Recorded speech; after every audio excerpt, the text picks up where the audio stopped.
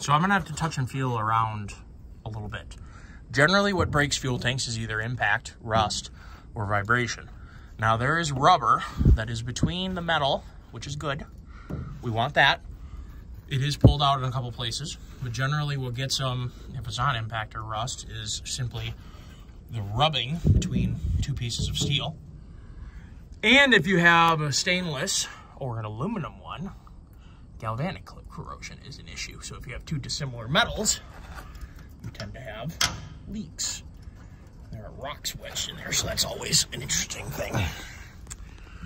This part of the tank looks really good. What concerns me is seeing this.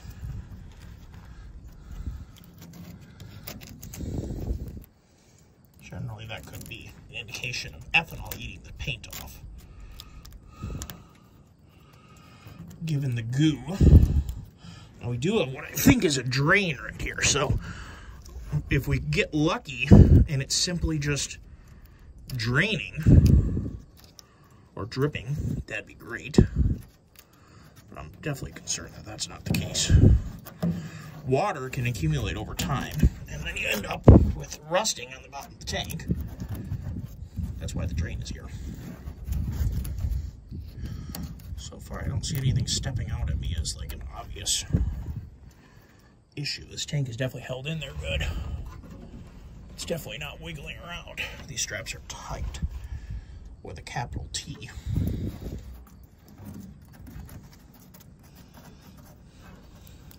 So in the meantime, does anybody have a C60 dump truck, an old gem or similar, C70 or whatever? Boy, it sure leads me to think that we're leaking right here because it's all gooey. But I just don't feel a soft spot. I really don't. And no, I haven't previously already found the hole in feeling around. I'm as curious as every one of you.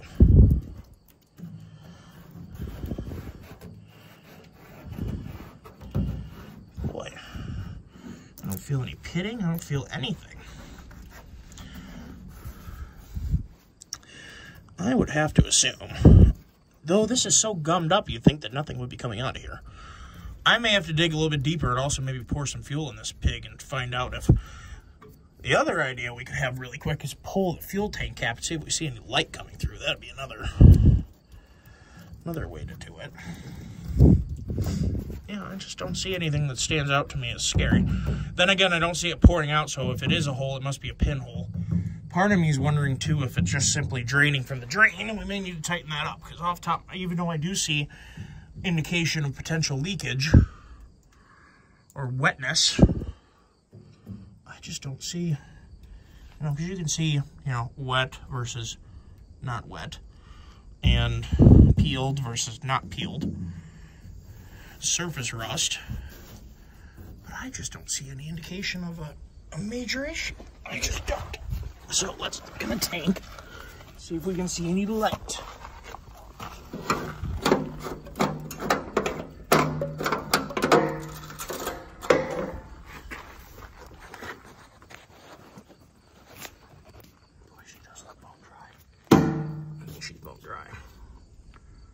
I did drive it around some. I don't see any light doing this, so we'll have to investigate that a little bit further. Those are my main concerns. The hydraulics or the PTO does work. It does dump. And I do need to clean out some dirt that's in there that has grown some goo. But I'd like to kind of get this thing back to be roadworthy because it really is a bit of a gem.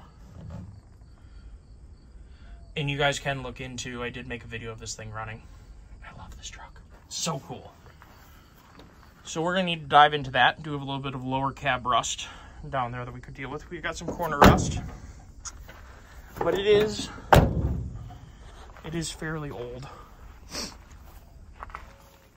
The fronts do have some cracks, but the treads, treads there. Rears look like they've been retreaded, and they're kind of scary, I'm not going to lie. So tires, once I get everything else sorted out, are going to be, fairly high on the list. So we'll have to dive into that tank leak. But getting the brakes working, don't think it'll be too terribly difficult. So we'll dive into that too.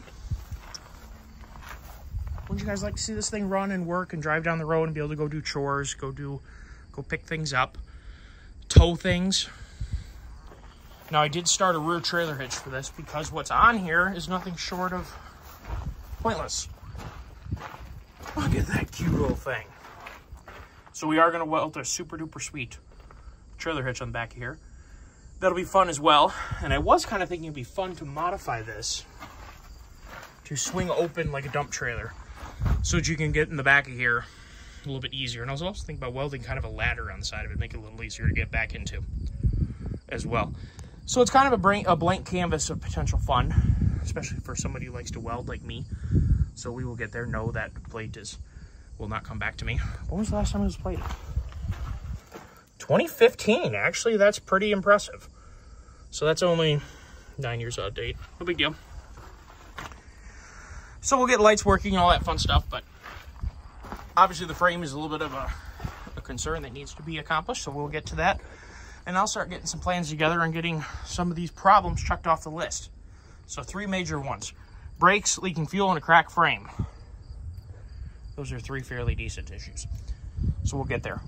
Hopefully you guys enjoyed a little bit of a walk around of this and talking about maybe some things that I need to deal with and a little bit of a paint job. You know, I hate to paint the patina. I just love the patina on this thing. It's got such nice patina, but the box definitely does not. So we'll figure that out when we get there. Someone put a newer bumper on this thing. And also a winch mount on the front is something that I've already started working on so that we can get it unstuck should we need to, or pull things out that are stuck with it. But kind of need to have some brakes first. So we'll get to that.